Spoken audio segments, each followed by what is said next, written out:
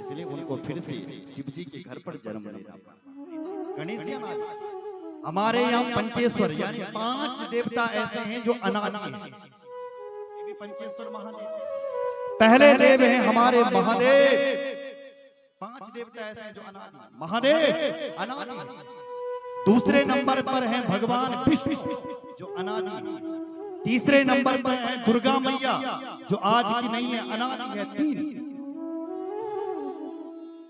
चौथे हैं भगवान सूर्य जो अनादि हैं और 5वें हैं हमारे गणपति। 5 देवता ऐसे हैं जो आज के लिए अनादि हैं।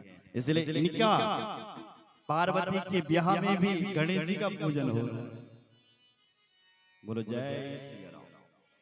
वेद मंत्र मुनि पर उच्चारहि, जय जय जय शंकर सुर करहि। वेद मंत्रों का उच्चारण कर रहे हैं गणेश जी के। गणानंत्वा गणपति गण। गणेश जी की पूजा शिव जी की बरातमा होने लगी।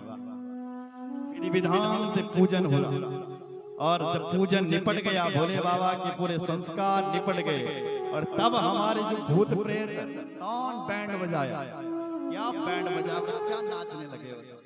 बैंड बाजहि बाजन विविध विधान, सुमन वृष्टि नभ भे सुबना। गजब हो गया। बैंड बाजा बज रहा है, फूलों की बरसात हो रही है शिव और पार्वती के ऊपर। सब प्रसन्न। आज ऐसा लग रहा है कि जैसा सारी दुनिया का आनंद हिमाचल जी के घर में आ गया है। बोलो जय श्री। बड़े प्रेम से नाथे उमा मम प्राण सम, गृह किंकर करे, क्षमयो सकल अपराध अब, ओ प्रसन्न बरुदेव। हिमाचल जी की आंखों में आंसू है, मैना माँ की आंखों में भी आंसू है। कन्यादान करते समय आंखों में आंसू दे रहे। पिता की आंखों में आंसू। में पहले भी कह रहा था 2 ही समय आते हैं। पिता कभी रोता नहीं है, कठोर दिल का होता है। पहली बार पिता की आंखों में तब आंसू आते हैं जब बेटी की विदाई होती है, और दूसरी बार पिता की आंखों में तब आंसू आते हैं जब बुढ़ापे में बेटा पिता का ध्यान नहीं रखता, पिता का ख्याल नहीं रखता, तभी पिता रोता है। नहीं तो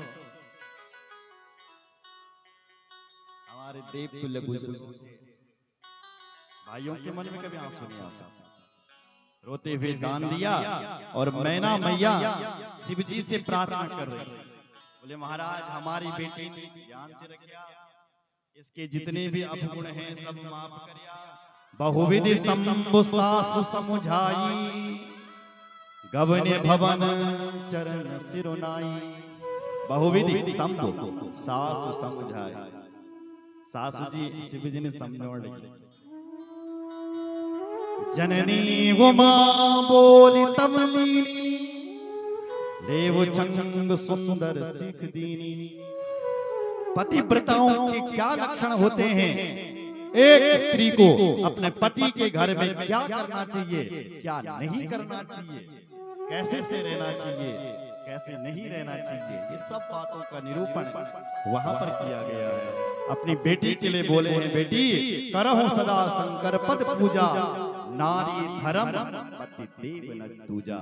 हे बेटी हमेशा शिव जी के पाद पद्मों की सेवा करना, अपने पति की सेवा करना। नारी का इससे बड़ा धर्म कोई और नहीं। उसी समय एक ब्राह्मणी चले आई और उस ब्राह्मणी ने जो उपदेश दिया पतिव्रता का, वो हम सबको सुनना चाहिए।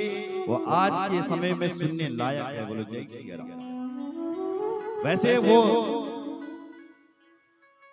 ब्राह्मणी बोली, बोले देवी मैं तुम्हें नहीं सुना रही हूं, मैं इसलिए ये पतिव्रता के लक्षण बता रही हूं क्योंकि आगे समय भविष्य में कभी तुम्हारा चरित्र यदि गाया जाएगा तो उस समय मेरा चरित्र भी गाया जाएगा। इसलिए हे देवी ध्यान से आइए से पुराण। मैं ना मनोगतिम बद्ध्वा साधये का द्विज कामिनी गिरिजां शिष्यामाश्पाति व्रत व्रतम ते परम। पतिव्रता माताओं को ये देवी पार्वती बड़ी पवित्र होना चाहिए। जो माताएं बहनें पतिव्रता होती है वो दोनों कुलों को धन्य कर देती है, परम पावन दिव्य कर देती है। जो पतिव्रताएं होती है